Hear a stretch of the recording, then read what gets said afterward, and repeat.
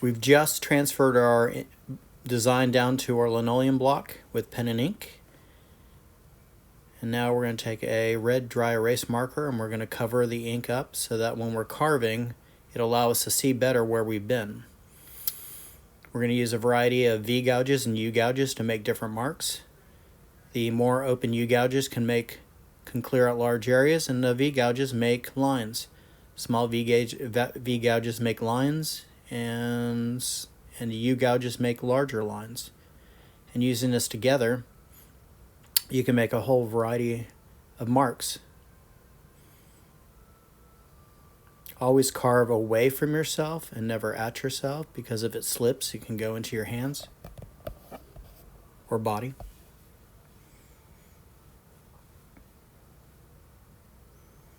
You can warm up the linoleum if it gets a little too cold.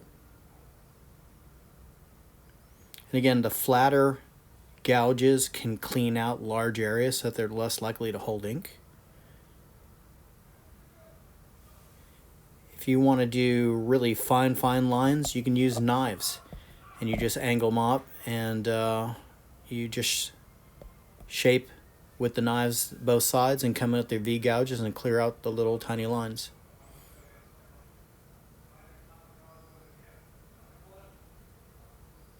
And you don't have to go very deep. We're about wrapping it up. And our block looks great.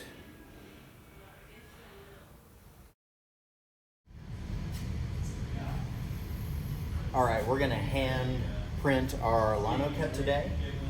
And we have ink ready to go. And the ink slab is not orange peel. It is brought up to about a higher tech kind of velvet. And if you ever look at the surface of an orange, it has the beads of the ink very thick, very large dots. But you want to hear this kind of sizzling bacon sound.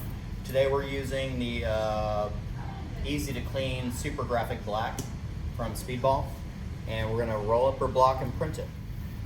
Now, a fan roll on a block, you're just going to take your brayer, your roller, and you're just going to start from every corner and add some ink.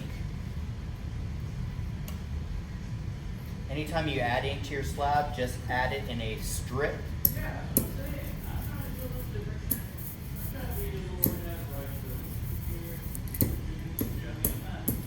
And again, we're going to just start from each corner, just kind of get a nice balance of ink on it. I'm not pressing down super hard because I don't want to push any ink into our fine lines. And what I'm also looking for is, as you're inking it up the block, you should not have any dry parts of the surface. It should look a little bit shiny to you, where the oil-based inks.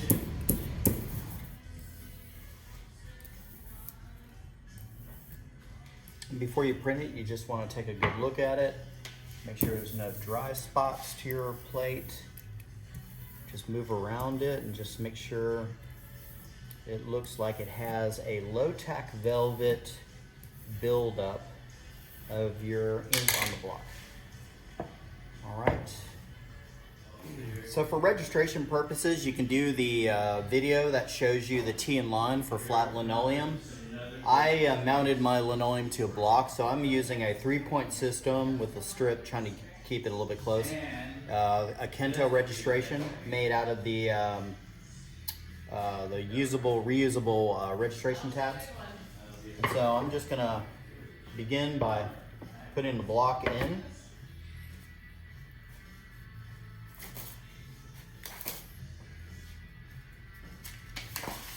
And we have our paper now, and then on the Kento, you can slide it up to that first point and slide it to the other. It has a right angle, and then we're gonna hold onto that paper and bring it down to the other side. So now it's on the block. And so we're gonna use our door knob right now to do the initial first step, something smooth just to kind of go over it. We're printing on very absorbent paper today. It should take the ink really well. Be firm with it.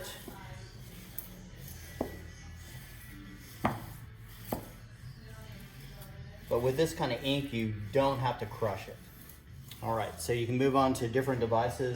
You can also use a wooden spoon, and this can really target into some of the areas. Sorry, mine has a little bit of smudge and stuff on the back of it.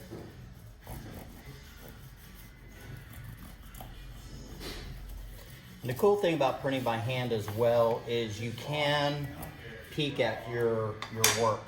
You can see where you are and see where you need to work back into it. So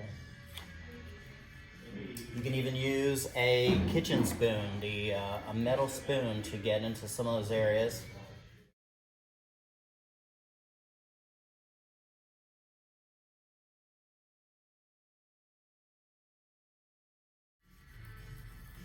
All right, so we're ready to reveal,